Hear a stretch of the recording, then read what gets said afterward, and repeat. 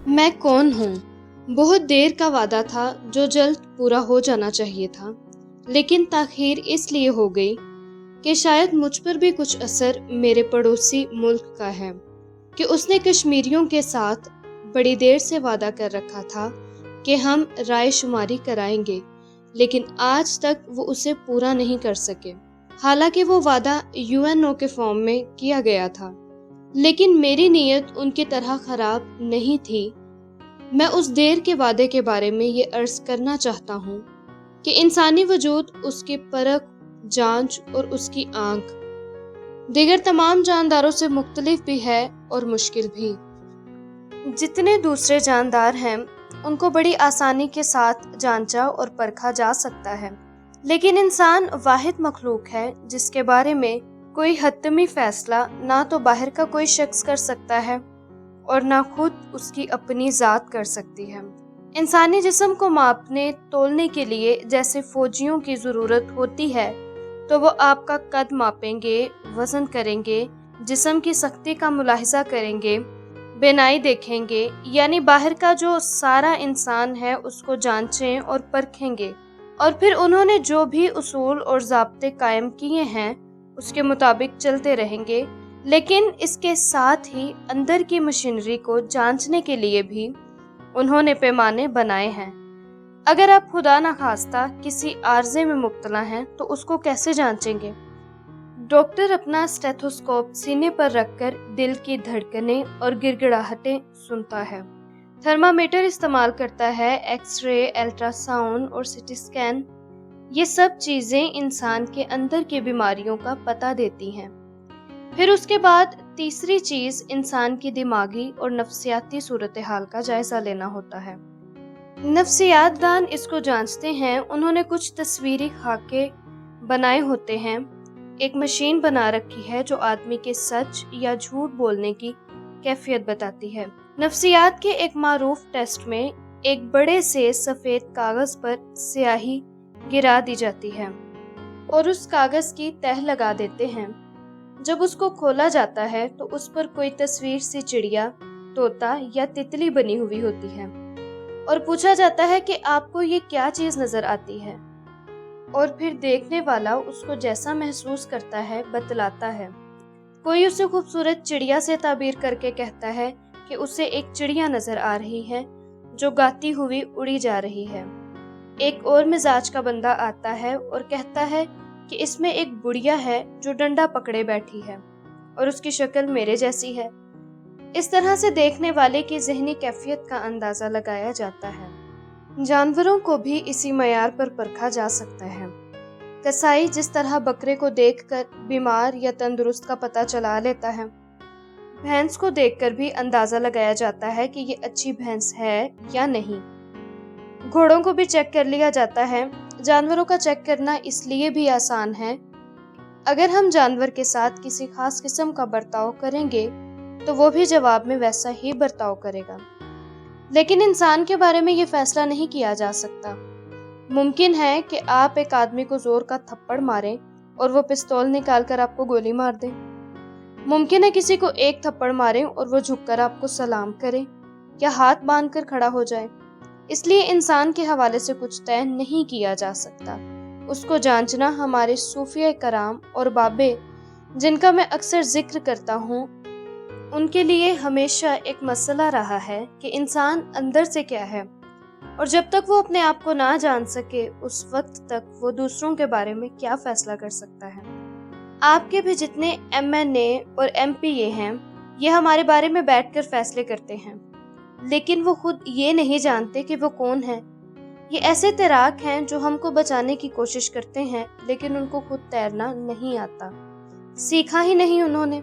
जो गहरी नज़र रखने वाले लोग हैं वो जानना चाहते हैं इंसान का सबसे बड़ा मसला, कभी अगर आपने गौर किया हो या ना किया हो, लेकिन आपके लाशऊर से ये आवाज़ आती ही रहती है कि मैं कौन हूँ और मैं कहाँ हूँ, और इस सारे मामले और कायनात में मैं कहाँ फिट हूँ।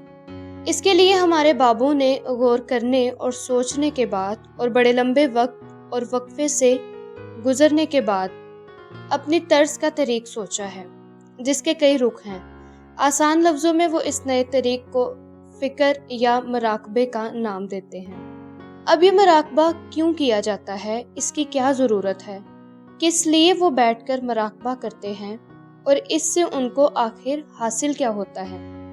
مراقبے کی ضرورت اس لیے محسوس ہوتی ہے کہ کوئی ایسی مشین یا آلہ ایجاد نہیں ہوا جو کسی بندے کو لگا کر یہ بتایا جا سکے کہ who am I اور what am I، کہ میں کیا ہوں۔ اس کے لیے انسان کو خود ہی مشین بننا پڑتا ہے، خود ہی سبجیکٹ بننا پڑتا ہے اور خود ہی جانچنے والا۔ اس میں آپ ہی ڈاکٹر ہیں اور آپ ہی مریض ہیں۔ بہت اچھے لوگ ہوتے ہیں، بڑے ہی پیارے لوگ ہوتے ہیں، لیکن ان سے کچھ ایسی باتیں سرزد ہوتی رہی ہیں کہ وہ حیران ہوتے ہیں کہ میں عبادت گزار بھی ہوں، میں بھلا اچھا آدمی بھی ہوں، لیکن مجھے یہ نہیں معلوم کہ میں ہوں کون، اور پتہ اسے یوں نہیں چل پاتا۔ اس کی وجہ یہ ہے کہ خداوند تعالیٰ نے انسان کے اندر اپنی پھونک ماری ہوئی ہے اور وہ چلی آ رہی ہے۔ اس کو آپ اریز نہیں کر سکتے، اس کو آپ پردہ کھول کر دیکھ نہیں سکتے۔ آپ ایک لفظ یاد رکھیے گا، سیلف یعنی ذات۔ اقبال جسے خودی کہتا ہے۔ خودی کیا ہے؟ اس لفظ خودی کے لیے کئی الفاظ ہیں، لیکن ذات زیادہ آسان اور معنی خیز ہے۔ حضرت علامہ اقبال نے اس لفظ کو بہت استعمال کیا اور اس پر انہوں نے بہت غور بھی کیا۔ اب اس ذات کو جاننے کے لیے جس ذات کے ساتھ بہت سارے خیالات چمٹ جاتے ہیں، جیسے گڑ کی ڈلی کے اوپر مکھیاں آ چمٹتی ہیں یا پرانے زخم پر بھنبھناتی ہوئی مکھیاں آ کر چمٹ جاتی ہیں، خیال آپ کو کنٹرول کرتا ہے، اور وہ ذات، وہ خوبصورت پارس جو آپ کے، میرے اندر، ہم سب کے اندر موجود ہے، وہ کستوری جو ہے وہ چھپی رہتی ہے۔ اس کو تلاش کرنے کے لیے اور اس کی ایک جھلک دیکھنے کے لیے لوگ میڈیٹیٹ یعنی مراقبہ کرتے ہیں۔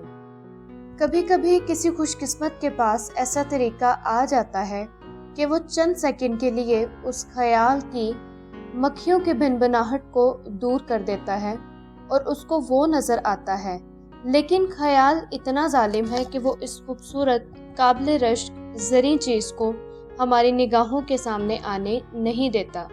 جب آپ 2، 3، 4 مہینے کے تھے تو اس وقت آپ اپنی ذات کو بہت اچھی طرح سے جانتے تھے۔ جو معصومیت دے کر اللہ نے آپ کو پیدا کیا تھا، اس کا اور آپ کے ذات کا رشتہ ایک ہی تھا۔ آپ وہ تھے، وہ آپ تھا، ایک چیز تھا۔ 2، پونے 2 سال کی یا کوئی سی بھی مدت مقرر کر لے۔ جب خیال آ کر آپ کو پکڑنے لگا تو پھر ہوا یہ کہ آپ گھر میں بیٹھے تھے، ماں کی گود میں، کسی کی بہن آئی، انہوں نے آ کر کہا کہ اوہو نسرین، یہ جو تمہارا بیٹا ہے یہ تو بالکل بھائی جان جیسا ہے۔ اس بیٹا صاحب نے جب یہ بات سن لی تو اس نے سوچا میں تو ابا جی ہوں۔ ایک خیال آ گیا نا ذہن میں، حالانکہ وہ ہے نہیں ابا جی۔ پھر ایک دوسری پھپھی آ گئی، انہوں نے آ کر کہا کہ اس کی تو آنکھیں بڑی خوبصورت ہیں۔ تو اس بچے نے سوچا میں تو خوبصورت آنکھوں والا ہیرو ہوں۔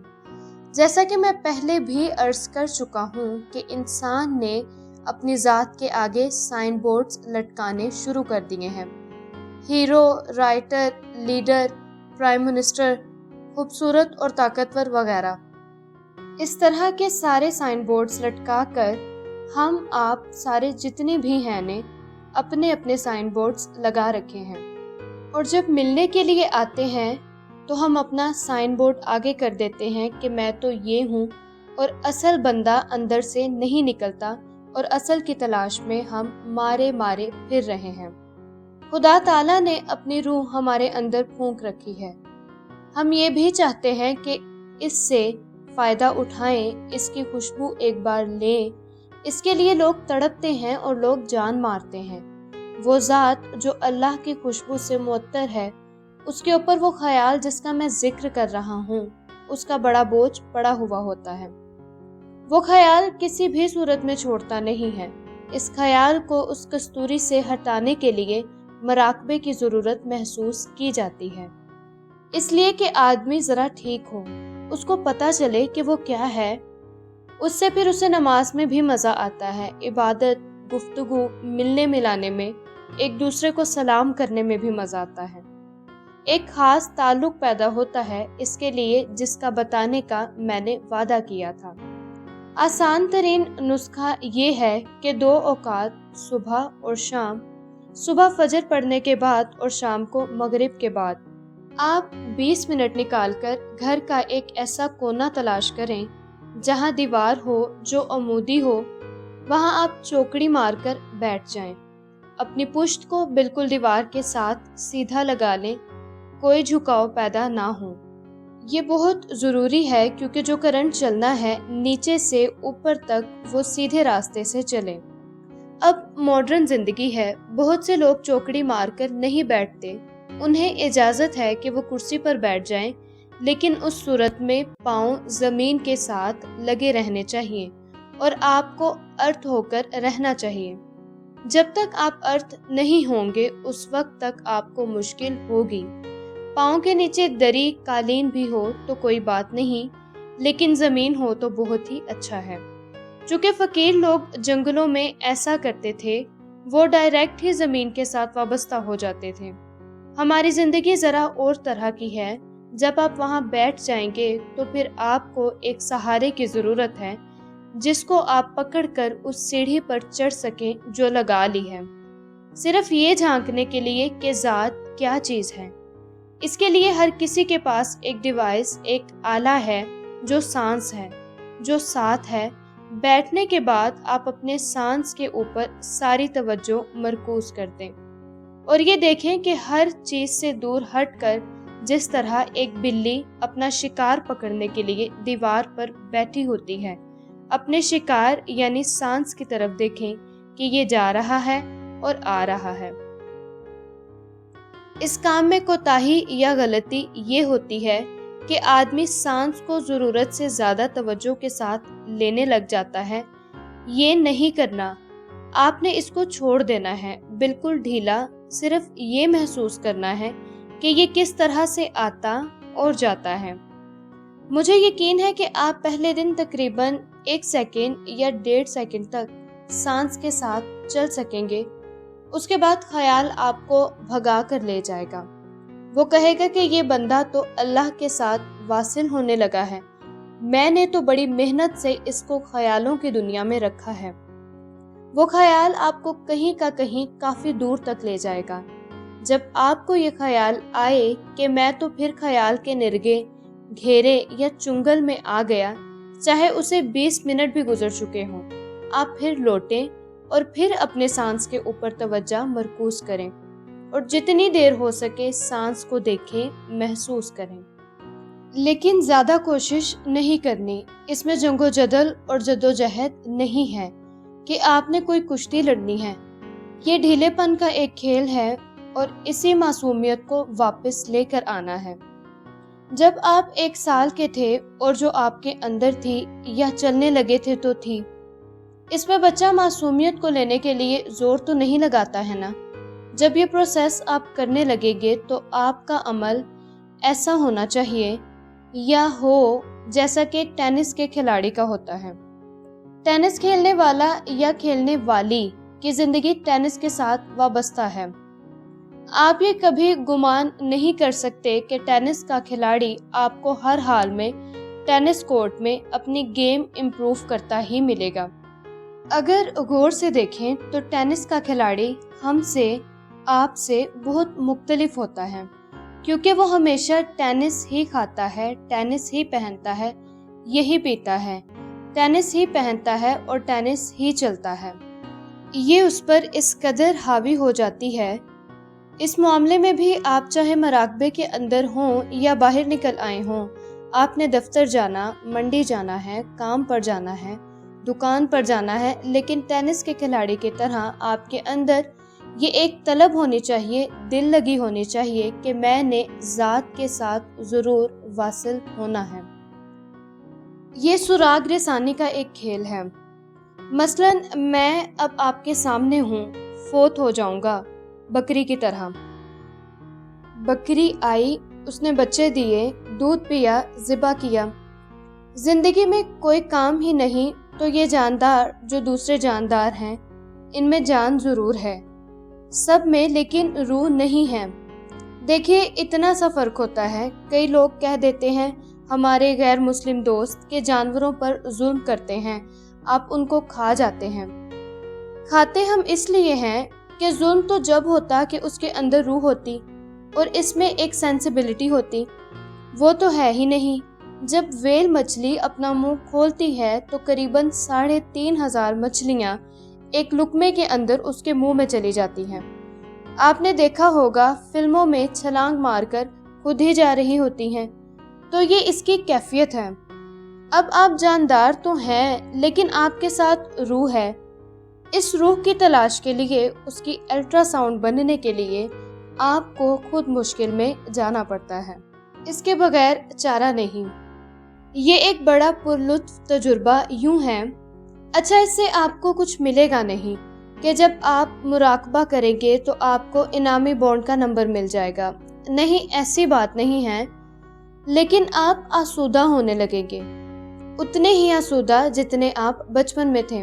ये बहुत बड़ी नेमत है। यहाँ आप अपने बच्चों को, पोतों को, भतीजों को देखेंगे, आज के बाद भी देखेंगे कि ये कितनी आसूदगी के साथ भागा फिरता है। उसको कुछ पता नहीं, और अल्लाह भी ये फरमाता है, हमारे बाबे कहते हैं, इनका एक अंदाज़ा है कि जब आप जन्नत में दाखिल होंगे या जन्नत में जाने लगेंगे तो अल्लाह गेट के बाहर खड़ा होगा, और जैसे गेट कीपर गेट पास नहीं मांगा करता, आप बाहर जाकर खड़े हैं तो अल्लाह कहेगा कि वो मासूमियत जो देकर मैंने तुम्हें पैदा किया था वो वापस कर दो और अंदर चलो। और हम सारे कहेंगे कि सर, हमने तो बीए बड़ी मुश्किल से किया और बड़ी चालाकी से एमए किया था, हम तो मासूमियत बेचते रहे हैं, वो तो अब हमारे पास नहीं। इस मासूमियत की तलाश में उस रूह की तलाश की ज़रूरत है। इसमें अगर कोई और कोताहियाँ वगैरह हो गई हैं, इसमें तो आएंगी ज़रूर, क्योंकि सबसे तंग करने वाली चीज़ वो ख्याल है, वो माइंड है। बाबे कहते हैं जो वजूद है ज़ात का और जो ज़ात है अल्लाह की, वो कलब है। यानी हमारा ये हार्ट जिसका बाईपास होता है, ये नहीं कलब, इसके करीब ही इसके डाउन पर 1-1.5 इंच के फासले पर कलब का एक मुकाम है। चूँकि ये भी नज़र नहीं आता हमको, रूह का मामला, और अल्लाह ने फरमा भी दिया है कि हमने तुमको इल्म दिया है, थोड़ा है, नहीं जान सकोगे रूह के बारे में, तो वो अंदाज़ा ये लगाते हैं। माइंड जो है वो उसके ऊपर हमले करता रहता है और वो देखता रहता है कि मैंने किस तरह से आदमी को पकड़कर फिर पिंजरे में कैद करना है। ये वादा था बड़ी देर का, वो आखिरकार पूरा हुआ। अल्लाह आपको आसानियाँ अता फरमाए और आसानियाँ तकसीम करने का शर्फ अता फरमाए। अल्लाह हाफ़िज़।